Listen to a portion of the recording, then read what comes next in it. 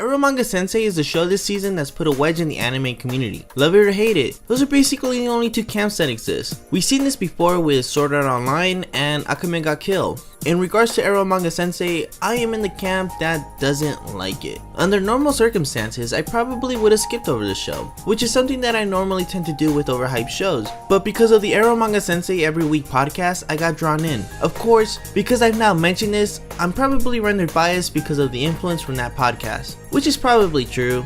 I've asked myself this question numerous times before. Although I do agree, and I do find it entertaining with most of what Best Guy and Digi Bro has to say with this show. But there's a statement that comes up time and time again that they never hone in on. Eromanga Sensei isn't just bad, it's offensive. Eromanga Sensei is the type of show that makes us look bad. It's the type of show that baffles people like my brother about anime in general. There are so many much better shows out there that are being dragged down because of smut like Eromanga Sensei. Because of this, there are people out there who will never give anime a try if they happen to catch a glimpse of this show. Eromanga Sensei isn't niche, it's not something that's meant to be catered to a specific group of people. The way the show is manufactured, it's meant to sell big and it's meant to sell out. If the show was just a little sister love show, then sure, I'd give it a pass as niche, but it's also meant to be a harem, meaning that it's meant to be wish fulfillment. That way we can all choose our 12-year-old waifus. The perversion of the show in which it goes about treating its characters is the issue. I simply don't understand how people can look past it or how people can downright condone it. 12-year-old waifus. I don't want to get into a crazy extensive bashing about Eromanga Sensei because it's already been done before. Probably better.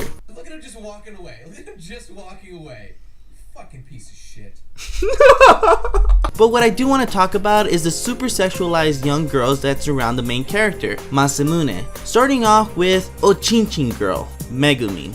Megumin is supposed to be the it girl, the normie girl that everyone wants to surround themselves with. You all know the one. However, I do like the fact that she's the one who actively tries to surround herself with everyone else. If the show had just taken a little bit of time to explore why she's like this, then I would probably say that I like her, but they don't. The show wants her to go straight for the dive with the MC. Her opening sequence is a meta connotation with her saying, "Normally people would fall in love with me at first sight," when she first interacts with Masamune, which is something along the lines of, "Hey, if you don't already like me, then watch what I'm about to do." Megumin then goes on to say, "Ochinchin ga daisuki," which of course is, "I love dick." This is what I find offensive about this show. None of these characters are supposed to be much older than 13 years old. The show even says that she's supposed to be Sagiri's classmate. On screen we have a young girl spouting out, "Dick, dick, dick. Maybe your dick doesn't work. I love dick. All girls my age love dick." No, they don't. Girls at your age aren't even supposed to know what a dick looks like, and they're sure as hell not supposed to love it. But of course, all of this is supposed to be cute and funny. It's supposed to make the little man down below toughen up. But I have to reiterate, she's not much older than 13. Next is Elf Yamada.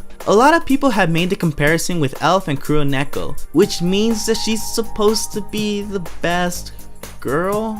It's also supposed to mean that Elf is a serious contender for Masamune's heart, and that's fine and all. I don't care that she is light novels. I don't care that she's a frilly girl who only works because she's inspired. I don't even care that in spite of only working because she's inspired, she's supposed to be a super rich and successful writer, which is why she buys a house in the suburbs. I don't care about any of that. My problem with Elf is the way she gets inspired. In episode 3, after Megumin leaves, little sister Sagiri makes Masamune go over next door to investigate the piano sounds. When there's no answer at the door, Masamune looks at the window, and of course he finds Elf playing the piano naked. Completely naked for the sake of some leg action.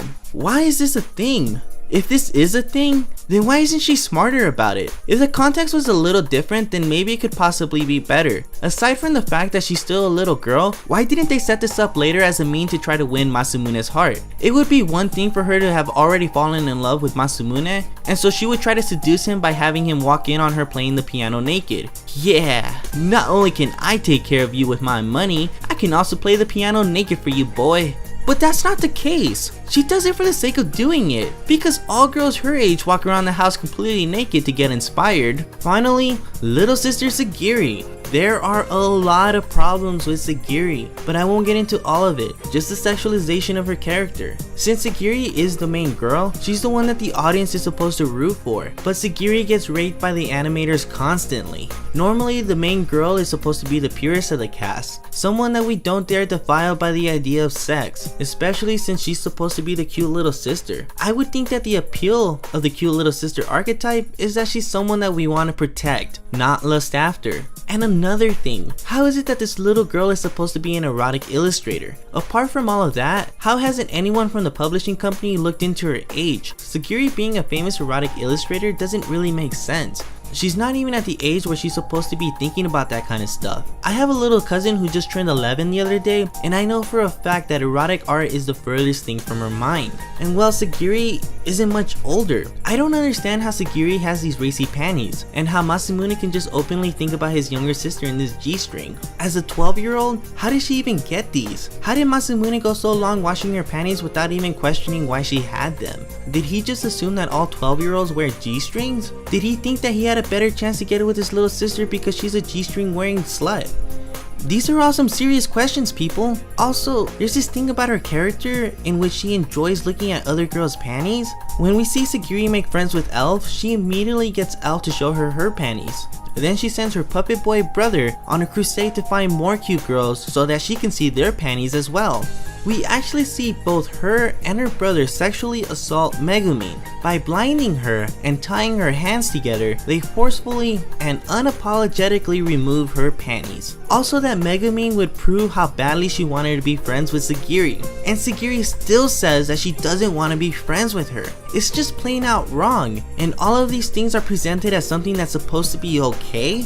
Look, I don't have a problem with ecchi anime. Who doesn't enjoy a show with titties and panties every now and then? The problem with Eromanga Sensei is that these characters in this show that are being sexualized don't even qualify as legally able to give consent for sex, which in Japan is 14? If the show had made these characters just a little bit older, hell, 16, 17, then I wouldn't care because it's within the confines of the culture. But these are girls that are pre-puberty. These types of things would never cross the mind of a young girl in real life. Don't you even find it a little bit creepy that you are watching, and some are even enjoying, a show that sexualizes girls this young? Other shows make lollies 1,000 years old to work around issues like this. I wouldn't consider myself a prude, I just felt that I needed to point this out. Eromanga Sensei is just not a good show. I didn't even scratch the surface on the impracticalities that any of these characters actually know what love is. These characters are not sexy, these character types don't make sense. The only thing that I take out of this show is that the creator of Eromanga Sensei needs to be put under investigation for these types of stories. What is he like in his personal life? Anyways, for my closing statement, I know,